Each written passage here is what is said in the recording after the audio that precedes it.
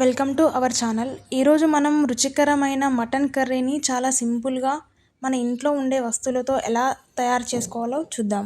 ముందుగా మనం మటన్కి సరిపడా సన్నగా కట్ చేసి పెట్టుకున్న ఉల్లిపాయలని తీసుకోవాలి. సన్నగా కట్ చేసుకొని 3 టమాటాలను పక్కన పెట్టుకోవాలి. అలాగే కొత్తిమీర, శుభ్రంగా కడిగి పెట్టుకున్న మటను పక్కకు పెట్టుకోవాలి. ఆ తర్వాత స్టవ్ వెలిగించి కుక్కర్ను పెట్టి 5 చెంచాల నూనెను వేయాలి. నూనె బాగా వేడైన తర్వాత సన్నగా కట్ చేసి పెట్టుకున్న ఉల్లిపాయలని మనము దూరగా మగ్గనివ్వాలి. ఉల్లిగడ్డ దూరగా వేగిన తర్వాత అందులో అల్లం వెల్లుల్లి పేస్ట్ వేయాలి. ఆ తర్వాత తగినంత పసుపు వేయాలి. పసుపు మంచిగా వేడి అయ్యాక శుభ్రంగా కడిగి పెట్టుకున్న మటన్ను వేయాలి.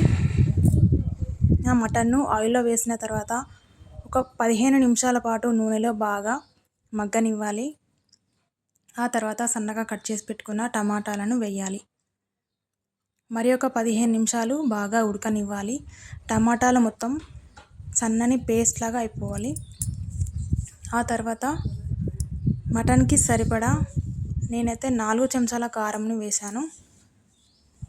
కారంని బాగా ఒక 10 నిమిషాలు ముక్కకి పట్టేటట్లుగా ఉడకనివ్వాలి. ఆ తర్వాత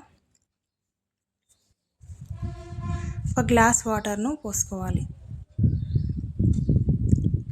ఆ మరుగుతున్న మటన్లో కొద్దిగా కొబ్బరి పొడి, మసాలా వేసి కొత్తిమీర వేసి కుక్కర్ మూత పెట్టుకోవాలి. ఇవి 2-3 విజిల్లు వచ్చేంత వరకు ఉడకబెట్టుకోవాలి. సో గుమగుమలాడే మటన్ కర్రీ రెడీ అయిపోయింది.